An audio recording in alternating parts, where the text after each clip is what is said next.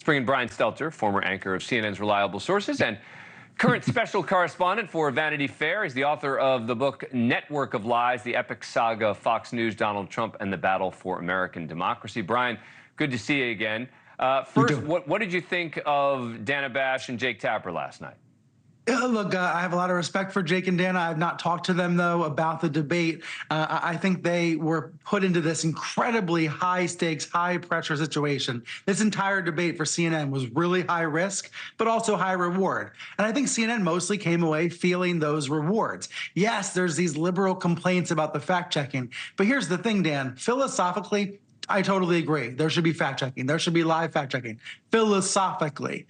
But as a practical matter, it's almost impossible. When you have these two men on stage who all want to talk, they all want their turns, to interrupt constantly, to try to point out flaws and mistakes, it's almost impossible for those moderators. So it makes a lot of sense that the moderators sat back, they allowed the actual debate to happen. And honestly, I think we learned a lot about these candidates because they were given the space to actually say what they wanted to say. CNN had a fact checker online, Daniel Dale, who was in real time doing fact checks. Some people said that at least they should have shown that on the screen.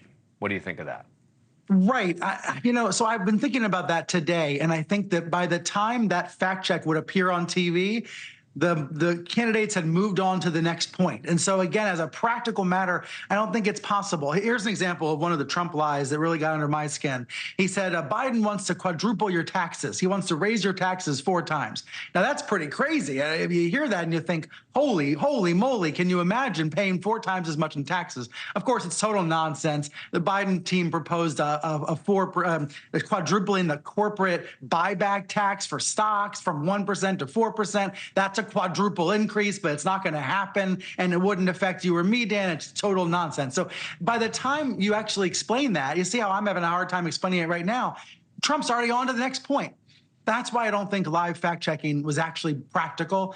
But why are these people complaining about it today, Dan? Because they're ticked off at Biden. They're disappointed by Biden. They're frustrated by how poorly he did. So they are trying to blame the media. Thank you for watching. Go to newsnationnow.com to find NewsNation on your cable provider. And don't forget to click the red subscribe button below to get more of NewsNation's fact-driven, unbiased coverage.